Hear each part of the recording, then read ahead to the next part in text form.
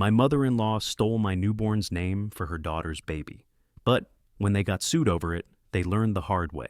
I was so excited to announce my newborn's name. It was meaningful, unique, and had a special story behind it. But just days before I gave birth, my mother-in-law gave that exact name to her daughter's baby and acted like it was her idea. I was furious, but what she didn't know, that name was legally protected. And when the lawsuit hit, they learned real fast not to mess with a mom who knows her rights. Before we jump into today's video, I need your help. We've noticed the channel is losing some traction, and subscribing is one of the best ways you can support us. It's quick, free, and it helps us keep bringing you awesome content. Your support means the world. Let's keep this channel growing together. Thanks so much. Now let's start the video. When I found out I was pregnant, I knew exactly what I wanted to name my child, boy or girl. I'd been holding on to the name for years. It wasn't just cute or trendy. It had meaning, deep meaning.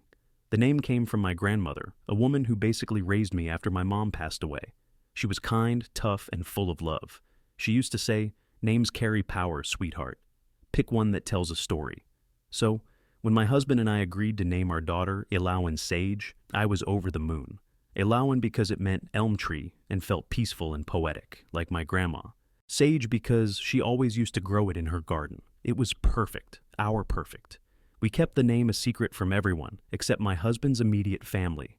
I wanted to share it with them as a sign of trust, especially with my mother-in-law, who'd always been, let's say, intense about family matters. Her response when I told her, "Oh, that's unusual."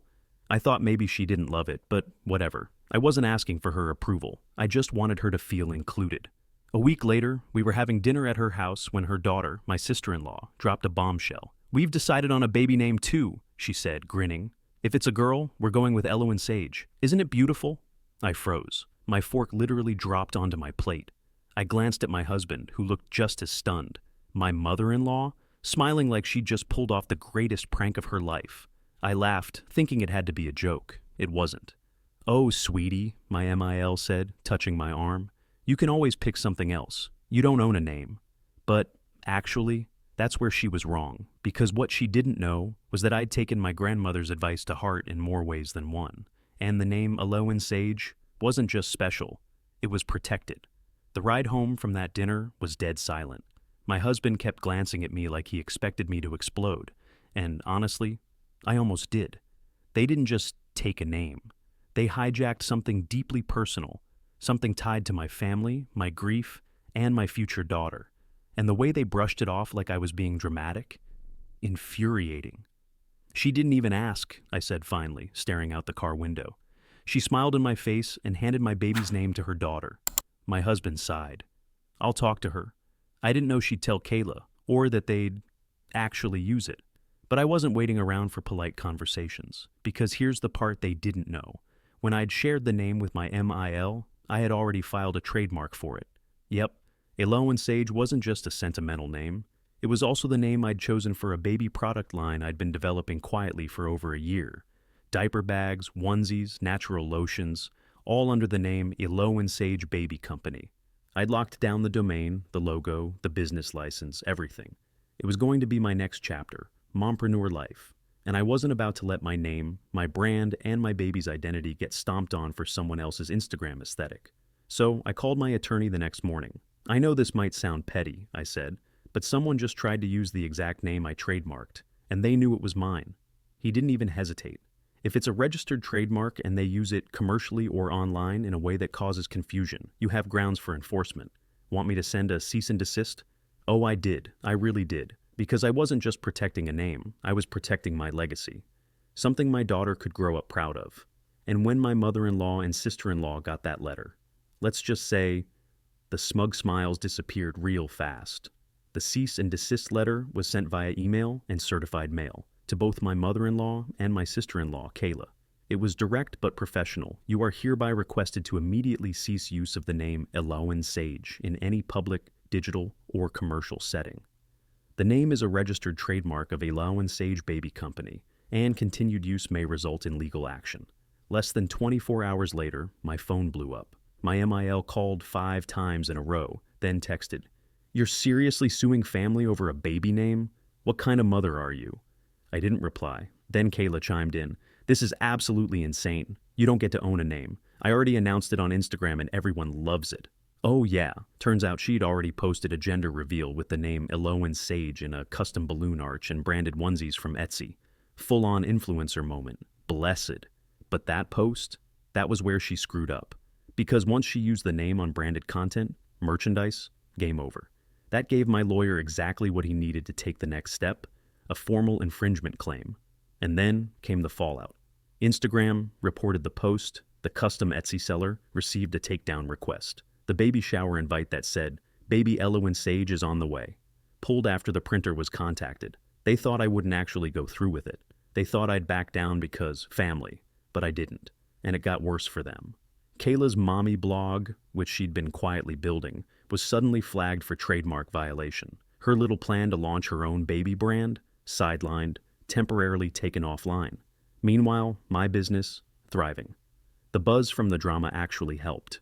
People rallied around me, fellow moms, small business owners, women who got it. Who knew what it felt like to have your creativity stolen and then be told to calm down? But as for my in-laws, they weren't calming down, not even close.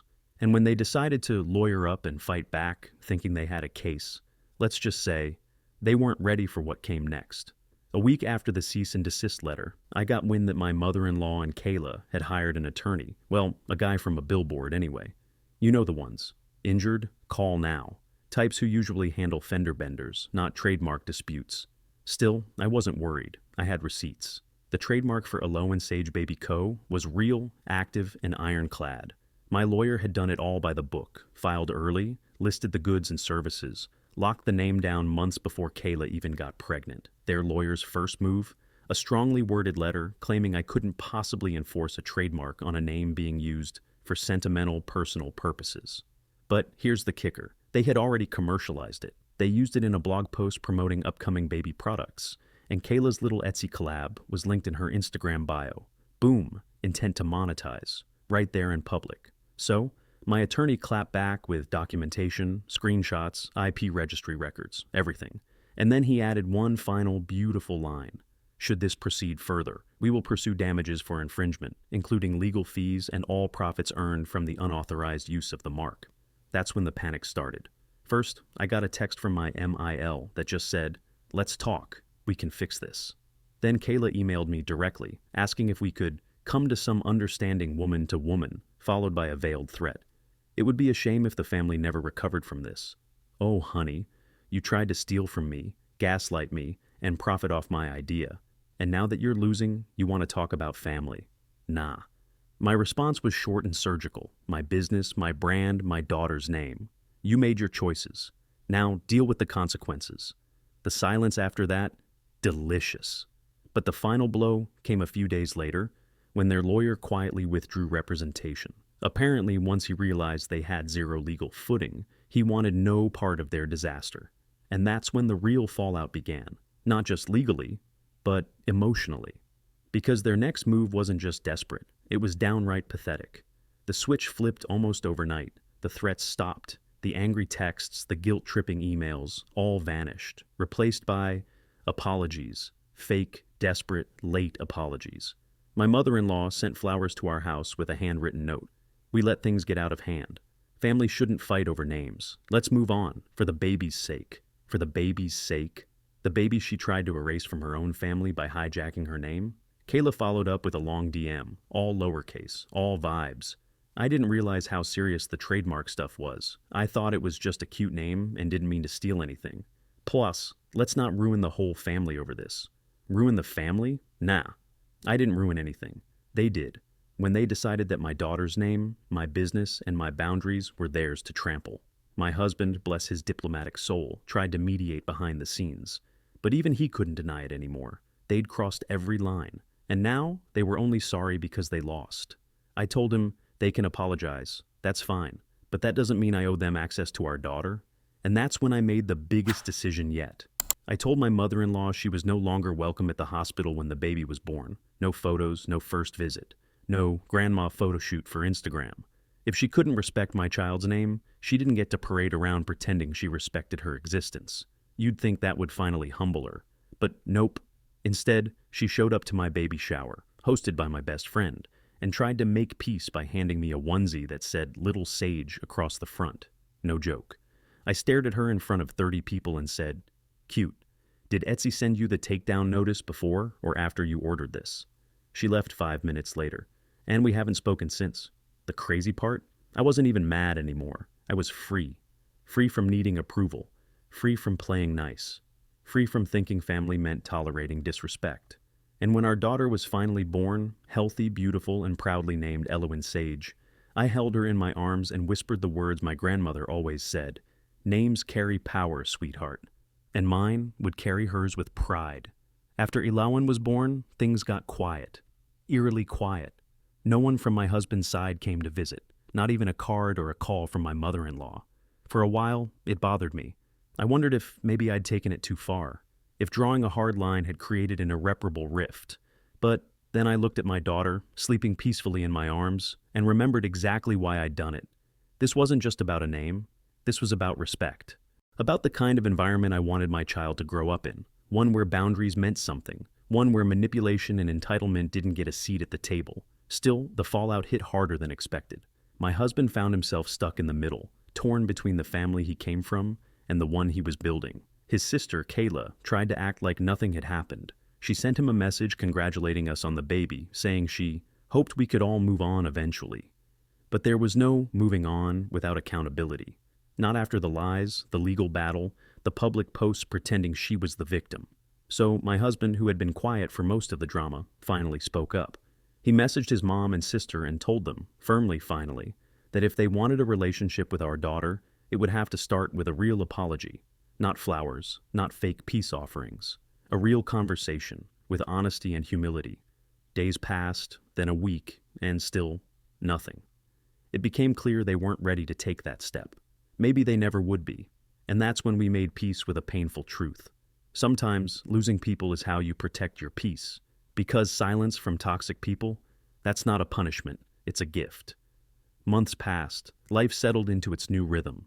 Elowin grew stronger, brighter, more curious every day. And every time someone asked about her name, I told them the story. Not the drama, but the heart of it. How she was named after my grandmother, how Elowin symbolized strength and peace, and how Sage represented wisdom and legacy.